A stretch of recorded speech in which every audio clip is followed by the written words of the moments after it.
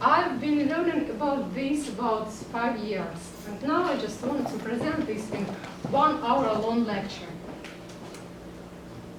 So, what about? I will tell about aesthetical paradigm as well as artistical canons, and I will start from the basement. So, the whole European culture, it is based on 2 cities. It's Athens and Jerusalem. Why?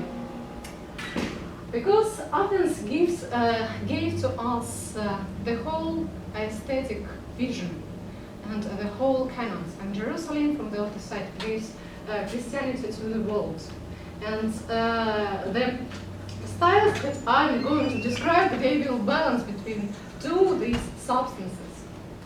At the same time, I will tell you about, we will review about 4 main total styles.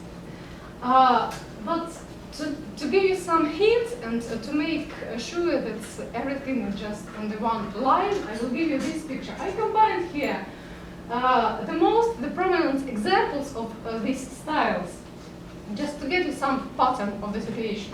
For example, from the beginning, we will have a deal with antiquity. Antiquity, this is the source for all these styles that will arise in those 7 centuries.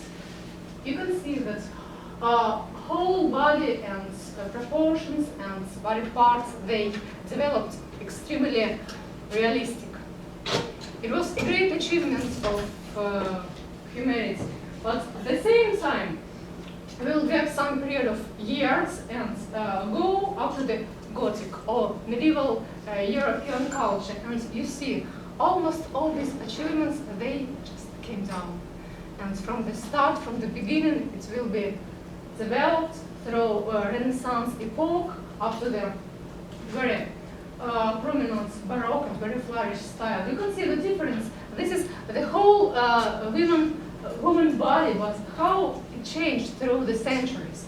From this very realistic to this very ecstatic and to this extremely unhealthy and vertical proportion up to the dynamic and very dramatical arts in Baroque. And again, back to the antiquity through all these times, the classicism, it just revival of all these achievements that was invented in antiquity, and up to the Art Nouveau, the style that was extremely mystic, and it is also called as the last big classical style in the whole European paradigm. And just to make some comparison with modern situation, this is also sculpture, but it is made from from plastic form, just different material, not marble, but just a piece of fabric that were just bended according some main lines of women bodies, just modern situation. So the timeline of this epoch is very vast, and at the same time I just choose the most prominent, the most classical styles that just influence our situation nowadays. You can see that the styles, they just like tastes of a particular person. They were changed, they were counter to each other, they were opposite to each other, but at the same time it was just the simple vision and simple trying to understand human nature through the centuries, and just all about nature and people's pavement here. But at the same time, it's not so monotonous like on the previous slides. At the same time, these styles, they were really opposite to each other. And I would describe this situation with this scheme. For example, you can see this point, this just extremum of Greece and Roman culture achievements, this extremely realistic depiction of human body, but at the same time, Gothic just another situation. 100 years long wars and the great people's migration, and they just established their own vision to people. Then just back to all this ancient time in Renaissance epoch. Renaissance just refers to Greece and Roman antiquity. Then just Baroque, that refers to Renaissance. Baroque, it was just somehow of misusing of Renaissance achievement because just it was so splendor, so flourish. It doesn't even require some Greece and Roman canons. Then Classicism, just through this very dramatic style, Classicism refers to antique world game. And then Art Nouveau, this is just a thing that exists for its own sake. So, what happens in ancient Greece? You can see two figures, and this is just the two start and end points of this whole process of development. All these canons for depicting human body as well as their soul. For example, these archaic carols. Carols means just a boy, and you can see that it's pretty stable, it's pretty fantastical, but at the same time it's pretty close to depicting our body. But just through the about 500 years, ancient Greeks they came to this result. It's Antinoi, one of the mythological person in ancient time, and you can see that these whole men they just made some step towards viewers. But how different these steps are. For example, this very stable, and just one hint to movement. And here you can see just people very comfortable, and you can see not only visual appearance, but you can also see this high humanism. Yes? All this beauty, all this wonderful appearance that just make us breathe more quickly, it was achieved by special measurement, by special rules. Our body has its own measurement, but it's ancient times and ancient Greeks they achieved this special system how to measure a people's body according to an ideal result. And mathematically it was described as this very renowned term as Gold's ratio. Yes, it's just relation two different measurements to each other, like one to third part. For example, just we'll establish some special equations how to achieve these rules. But in most general cases, just to follow this proportion, 1 to third. At the same time, it was also about 80% of probability that ancient Greek statues and sculptures they were painted. It was pretty new research by Harvard University, and they just proclaimed that they were painted. It was a little bit unpleasant news for modern people because we adore these ancient Greek sculptures and art because of their harmony. But today we can see something different. It's absolutely a different expression from the art piece. When it is painted, it is so colorful, absolutely different expression. And I would describe this situation as this. For example, when you take a look at egg, you can think about something very philosophical. You can enjoy this extremely prominent and very harmonic shape of the round. But when it painted like Easter egg, it produces absolutely different situation. But in most cases, we are just probably, it was we are so lucky that from ancient Greek to Renaissance epoch, it was come all these ancient statues just without this organic based painting. because our assistants, they were very proud of ancient Greek art because of their harmony. So you can see here, this is the part of modern reconstruction, Augustus of Prima Porta. It is about 14 years Anno Domini nowadays, Rome. It's absolutely different. But at the same time, the relationship between Greece, ancient Greece, and ancient Rome, they are pretty close. Just one canon, but a little bit different result. For example, ancient Roman, this is Roman stage, and the time gap between these two masterpieces about just 1,000 years. But at the same time, you can see this Diophorus, it's sculpture of ancient sculpture, Pamphletus.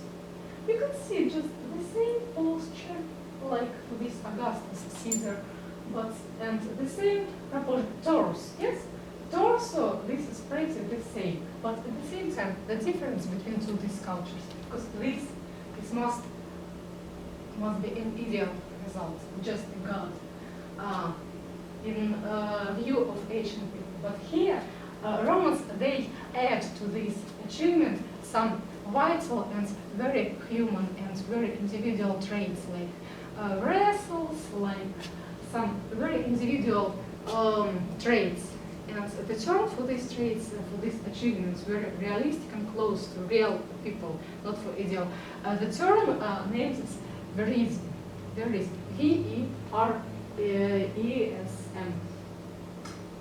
All these styles, they are so different, but they are, in most cases, they are common in their main traits, main characteristic. I would describe that, that from the Gothic to Art Nouveau, all these styles came from the standard way, from rise, flowering, and decay. And at the same time, in each style, you can see the differences between different countries. Like, for example, there are so many schools of, for example, German Gothic and English Gothic, or probably Italian Gothic, but at the same time, just one cycle. And it's about 300 years in starting period and closer to 20th century. The timeline, the life cycle of each style, it became faster and faster. So, Gothic, it was started from this Romanesque, very close, very brutal, very rude architecture. And the main achievements, I just give some backgrounds from which Gothic came to establish like style. And the two things that were just assessments for this style, just Romanesque, and the main achievement, this is arch constructions that allowed for this construction to be as much as possible stable. It can spread the pressure for the whole construction in most convenient and in most constructible ways. And the second thing that just influenced Gothic style, this is Byzantine art. Byzantine, it's just the place very close to origin of Christianity, but at the same time, it was the first Christianity empire, but at the same time, it is so close to Islamic civilization. And of course, it influenced each other. And this is just this Romanesque style and Byzantine art, it was just the points from which Gothic will arise. So, 20th century, 12th century, just a region of Gothic style. And I just outlined these words like in principle created Deus. These Latin words means that all was beginning by the words of God. Yes, this time is almost about religious space.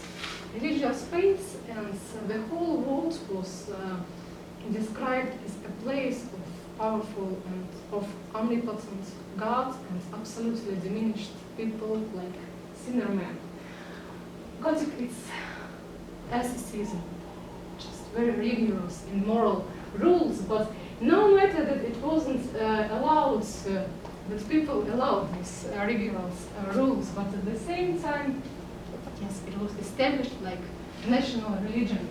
Yes, it is also about religious spaces, and I will start my talking from this cathedral. Gothic, it was a very strict prohibition for any reference to all these Greece and Roman civilization, because it was like not barbaric, it was not Christianity. There are too many nudes there, and it's absolutely different with the new paradigm. So this style elaborated for its own their special terminology, and they elaborated. And the main achievement of these times it was pointed arch. In comparison with previous Romanesque arch, this type of arch they allowed to make construction of buildings higher as possible. So an average highest of medieval and Gothic cathedral, it was about 90 meters, something like that. It's extremely huge. So it just was created in order to outline the difference between human nature and heaven, between these two very different substances. So you can see, yes, it's pretty complicated, but at the same time, it's very determined by its own rules. For example, this portal, the name for this is tympan. These stained glass window called rows. This is towers, and all these elements, they just all these ribs that allowed the construction to spread their pressure. It's called like counterforces. At the same time, also plants, they are beautiful.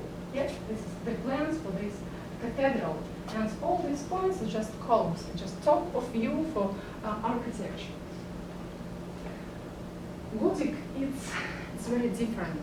It's very different by time and by countries. For example, I just outlined two, the most prominent example. This is an example. This is the cathedral in Köln.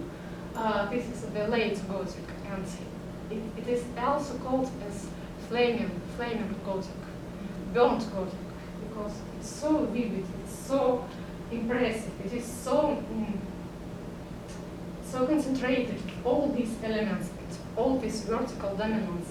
At the same time, on the other side, this is Westminster Abbey in London. It is called perpendicular style.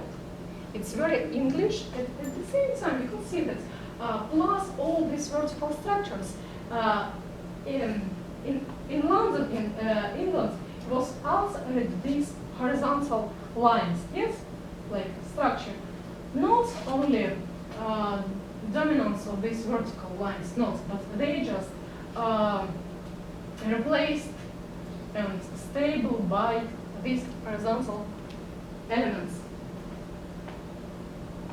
So just inside, yes, you can see that almost the most decorative construction and elements on the top, just allegory for representing that the true governments, the true world is on heaven, and now it's very etherical life here on the earth, and people they're so thin, they're just thinner. At the same time, this construction in plan, you can see on the previous slide, all these Gothic cathedrals, they remind vessels.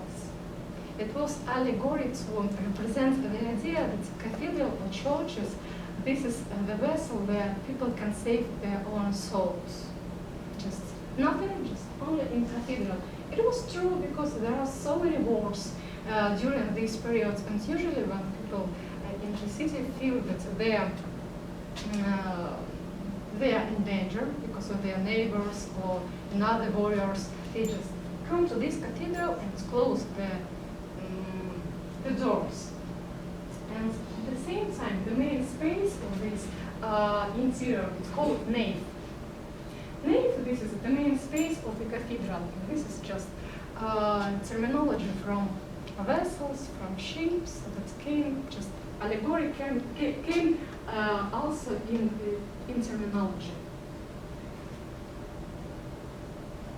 This another representation. This is higher. This high Gothic. And you can see all these vertical elements and walls. These walls just reefs, and it reminds some of the belly of giant fish. It was a little bit scary, and the idea was to remind people think about their nature. It was scary time. It was the time of Black Death.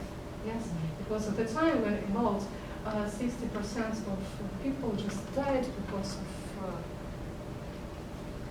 all these. Excuse me. Just Black Death. How to describe it? Plague. Yes. Yeah, excuse me. So, and also the same situation for paintings. Just this is the painting of Hieronymus Boss. It's about the late 15th century, and the call for this painting death and the miser. So you can see just the thing about memento mori, remember your death. Yes. Yes, because the average lifespan was about 37 years for each people. It was pretty short period of time, and most of them you can struggle with so many problems. At the same time, paintings for that period of time, it was very allegoric and very present to just depict main idea that people, you must know your own way, your own place in the world in comparison with God. And at the same time, the most prominent and the most colorful, and if you would like to listen to the most cheerful painting, it was, of course, in cathedral. These stained glass windows that I mentioned previously, yes, it was because the most of the people, they didn't have literacy. And all these biblical plots, they must be described in the most appropriate way. Like comics for nowadays, it was just depicting all biblical plots with pictures. Yes, and all these biblical people just came to the cathedral and get some information about religion in terms of visual arts, like this. At the same time, you can see this absolutely ignorance of human body measurements and real human body proportion. Because it was just extremely rigorous prohibition to any anatomy researchers. It was just seen one of the most big things, just think about what's inside of you. And so you can see just always ignorance of proportion. At the same time, some curious sedation. People in that time, they thought that they had no idea about the shape of human heart. So it was some hints, or probably it was some ideas that human heart has the shape of pine cone. And there is also ancient painting where you can see that this man just presents his heart just pine cone to his lady. But the symbol of this very renowned symbolic and iconic heart, it was in the 14th century with Renaissance epoch, and it was still a little bit controversial ideas. Why did we come to this shape? But probably it refers us to Aristotle study that human heart consists of two main camera or boxes and one small. So just came to this shape. I don't know why. So I would stay on Renaissance, or Renaissance not in terms of arts. I'm sure you're pretty familiar with the name of Michelangelo Buonarroti, Leonardo da Vinci, etc. And I would just stay on two main achievements of this epoch. This is invention of linear perspective. What does it mean? In order to make your painting more realistic, you have to follow real-world optical illusion.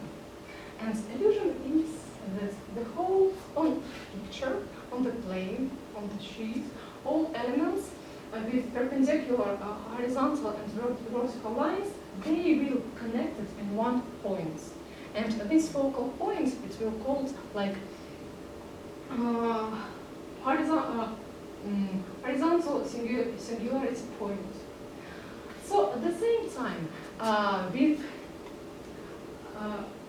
the most those objects that are much more closer to viewer, they will be sharper and more colorful and more bright rather than those objects. They are far from the viewers. It was just invention, it was a big achievement to realize this idea. It's a great idea, and the name of the inventor for this linear perspective was Filippo Brunelleschi, about early 14th century. And another figure, it's one of the brilliant genius of humanities, Da Vinci, anatomy of researchers. You could see that it was just banned this prohibition for any anatomy research, and Leonardo da Vinci just prepares all these maps, and another artist and scientist from his school, they just organized the whole study about inner structure of human body, this skeleton, muscle system, etc.